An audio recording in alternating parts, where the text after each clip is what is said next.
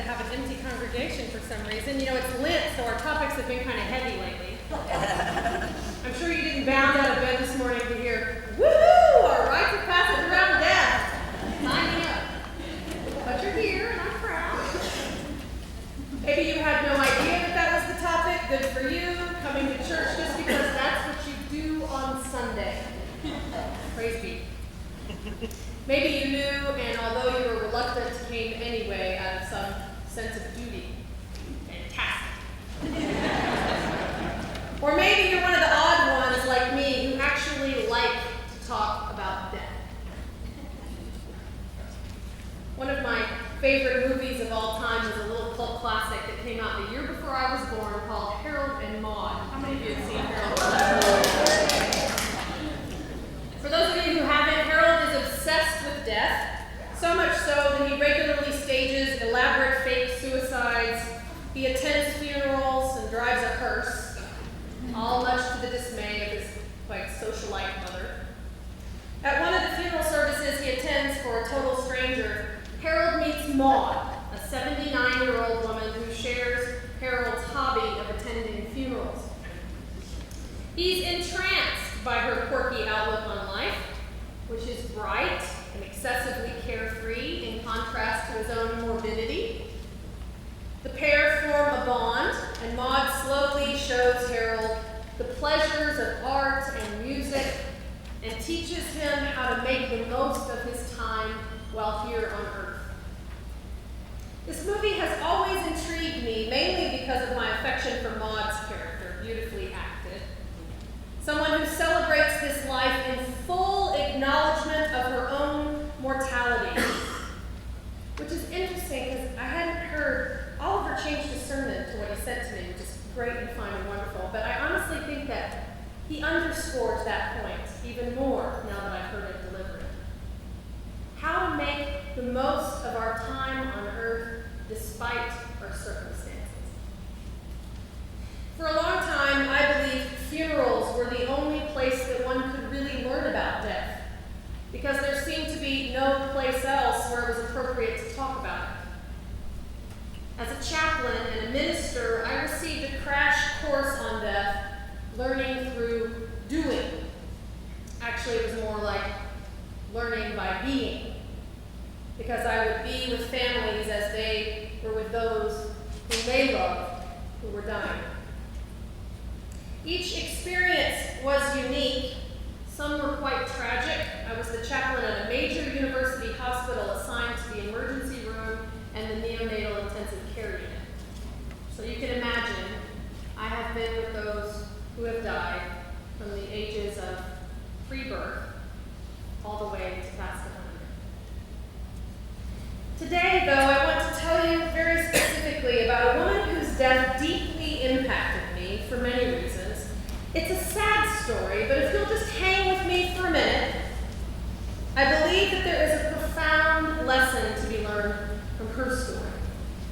One that honors this woman's life that was in fact taken tragically too soon.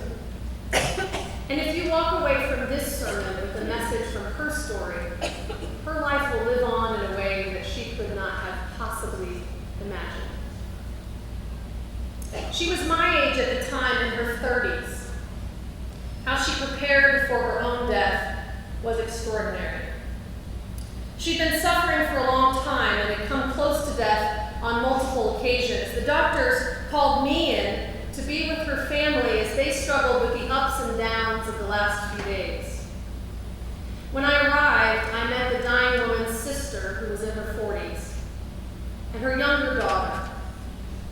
After spending some time with them, both of them told me with confidence that they felt this woman was hanging on to life for something, and that it was causing her to suffer more. She could not speak. She was heavily medicated to help ease the pain. She had tried every treatment available to her at the time. There was nothing else that could be done for her. This family knew for several years that she was going to die, and they tackled it head on. She wrote letters to her daughter for her daughter to open on her birthday every year until she turned and then another to open if in fact she married, and another to open if in fact she had children of her own, and then one letter for every decade from 30 to 60. She had a do not resuscitate order in place. She had made it very clear to her sister, who was the designated person to make medical decisions, that no drastic measures be taken after her decline. The family had a lot of conversations and had done a lot of work. They took full advantage of knowing that her death was indeed imminent. In all of this planning, everything was handled as best as it could be, they assured me, and it broke their hearts to see her struggling. I asked them, quite innocently, whether or not this extremely mature 13-year-old had told her mother that she had done enough and that it was okay for her to go. They both looked at one another and began to cry, and both said no.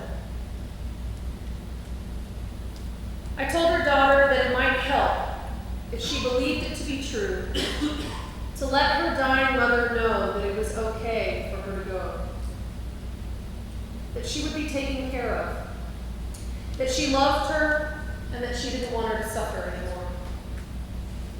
They agreed that this was the right thing to do. We prayed together, and we went back into the room where her mother was lying on the bed. Her daughter told her through tears that she loved her, that she was grateful for all of the work that she had done to make sure that she would be safe in the future. She told her how happy she was that she had all of those letters, that they would never replace having her there, but that it would be enough. She promised that she would go to college, that she would work hard, and would strive to make her proud. And all the while, alarms were ringing around us in the room as her mother's oxygen levels began to drop and her heart rate began to slow. She was letting go even as her daughter was speaking. We stood in awe as the numbers dropped lower and lower, and then her daughter said, "Mama, I don't want you to suffer anymore. It's okay to let go. I'm going to be okay. You have been so strong for so long. It's okay to rest now."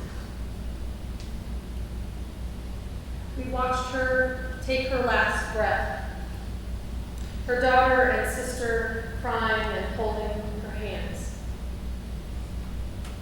After a few minutes, the nurse and the doctor rushed in at a completely different pace. Instinctively, her sister and daughter backed away and let them do what they do. They flipped off machines, wrote a note in the chart, paused long enough to say that they were sorry, and then stepped out. Then her daughter turned to me and said, "Can I touch her?" This woman who had hugged her and raised her and been with her her whole life, and she didn't know if it was okay to touch her. "Of course you can," I said. I lowered the rail from the side of the bed, and she climbed beside the woman who had given her life and held her for one last time. Now, I understand that this story would have been much better if she had beaten this disease. And I understand that this story might have seemed better if she had not had leukemia in the first place. But that was not the case. And you see, I believe that there is beauty in this sadness. I hope that you can see it. Beauty that they had prepared so much that she had no regrets. There was beauty that her family was together and that they were open about their love for one another, open enough to speak it aloud. Beauty that the family was clear about their mother's wishes, so clear that they didn't have to question any medical decision. And beauty that there was a legacy of these letters prepared for the daughter to help to guide her through her life to come. And I too received a gift from this woman's death. Her careful preparation changed forever my awareness of the kind of impact that we can make if we all took the time to prepare for our own deaths. Even though this story is sad, I come away feeling better about life, not worse. Now maybe I'm an odd duck, but if I were not a minister, I would probably be a memorial service junkie, kind of like Maud. Attending memorial services as a hobby. You see, at All Souls, our memorial services are a celebration of life. We honor the complexities of life and death and offer hope in lifting up the example of a life well lived. No matter what your ideas or opinions are about what happens in the afterlife, we celebrate how lives eternally live on through love and the memories and the hearts of those whose lives they've touched. If you've never been to a memorial service held here, let me tell you that the next time you hear of one, I want you to come. You can't really crash if you but I want you to come so that you can know our rites, R-I-T-E-S, rites, regarding the death of someone connected to this congregation. You see, I leave each memorial service more aware of my own limited time on this earth, inspired to take hold of the life that I have yet to live.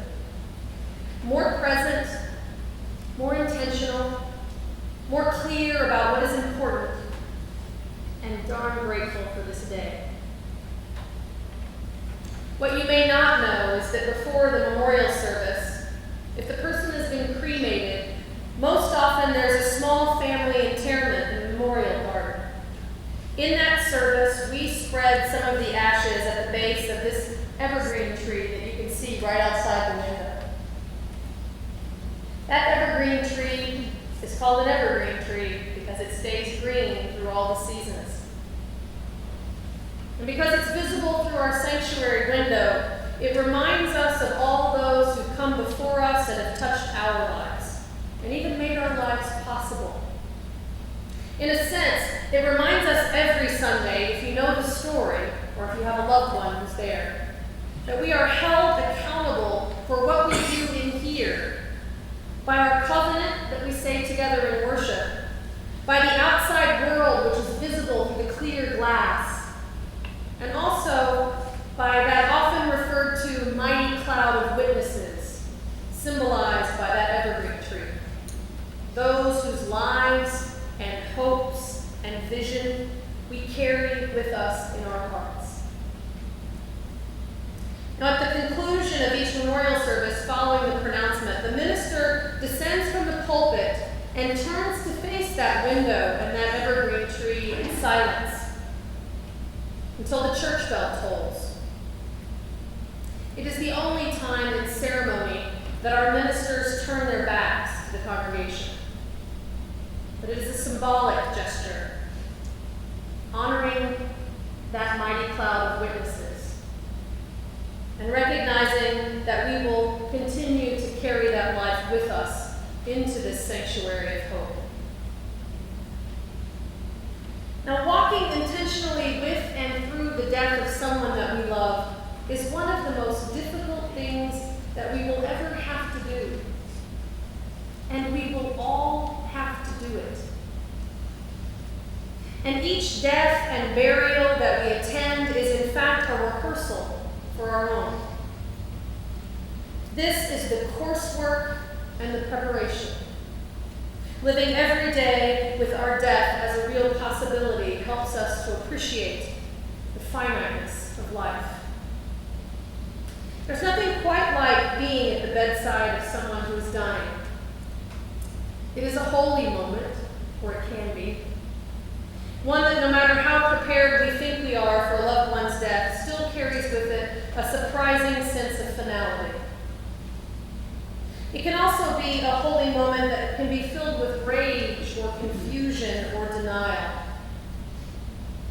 And death can also become a battleground between family members, between the family's desire and the policies of a hospital, between well-intentioned voices trying to speak for unnamed intentions.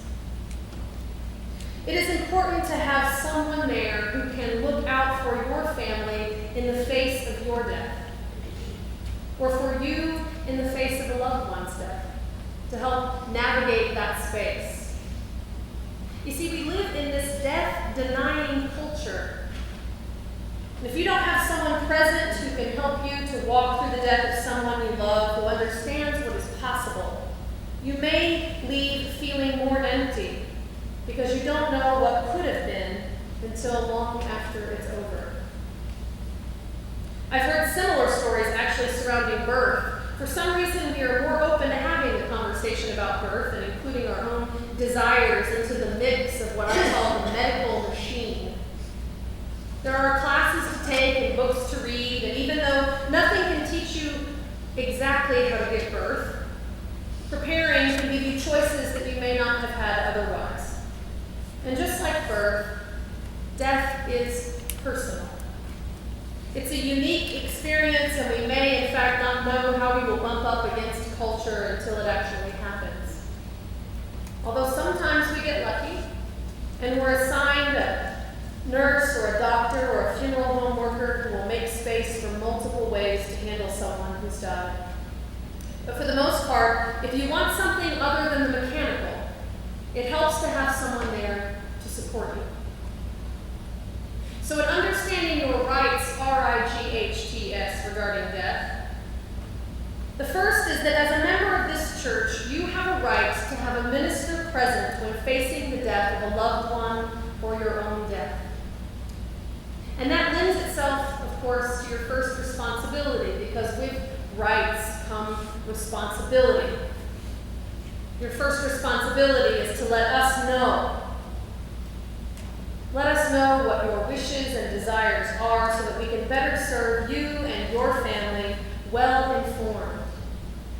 This is really a win-win for everyone. When you have these difficult conversations before they become necessary, you write them down and give the church a copy. We can much more easily assist in making sure when the time comes that we are not guessing about your intentions. Now, I know it's not easy to have these conversations, but it is much easier than having it in the middle of a crisis. So just think, if we all took responsibility as though our own death was imminent, because in fact it is. It seems that no matter how many compelling stories people hear from me or from Oprah, some people still don't ever want to talk about their own death. Those of us who are more willing to talk about death, who are curious and want as much information as possible, mostly become ministers or music directors or funeral home directors or morticians. Oh, and members of our Life Decisions Committee. If you're one of those realistic folk who think of death as a life stage that can be anticipated and planned for, then you are special. And this committee needs you. This is a committee of the church that volunteers to give out end-of-life related paperwork and sometimes help walk our members through the process of filling it out. They share resources, they gather the submitted forms to keep on file for the ministers to reference. The committee is made up of people who are honest and open about the reality of our mortality. People who want to make death the least traumatic as possible for us and for our families. So what kinds of things would you keep on file here? What kinds of things do you need to be talking about, no matter what your age? Who we want to make decisions, care decisions for us when we can't. What kind of medical treatment we want or do not want. And be specific. The resources that Life Decisions has can walk you through specific medical procedures and make choices about which ones you want and which ones you don't want. It's important to name how comfortable you want to be. how you want to be treated and cared for given certain circumstances. We should talk about whom we would like to have notified upon our death, creating a list of family members, friends, or organizations. And anything else specific that you want your loved ones to know if something were to happen to you. And if you really want to be on top of the game, we let our loved ones know if something were to happen to us. We let them know about financial issues as well, in advance, whether or not that's insurance or a will or a trust. And we get serious bonus points in my book for keeping online passwords, important information like real estate documents, titles, taxes, and account information somewhere safe and accessible to someone you trust. If you haven't had someone close to you die who's not handled all these things, I invite you to ask around. My guess is, though, that you've already heard a story about taxes and court and belongings and drama surrounding death, all because these things were not written down. So today in Emerson Hall, our resident minister Barbara Prose and Life Decisions Committee member Sue Ames are staffing a table right across the hall, where you can sign up to either help by joining the committee or pick up a packet that will help you get started on having those conversations and filling out your own paperwork. Please take the time this week to have those conversations and make them a priority. May we honor our own life by being more intentional about issues concerning our own death. At the conclusion of our memorial services, the last words spoken to the congregation are, in order to honor the life of the person who has died, we say, honor them by living more fully, more joyously, and more compassionately in whatever number of days ahead are still ours to claim. May it be so.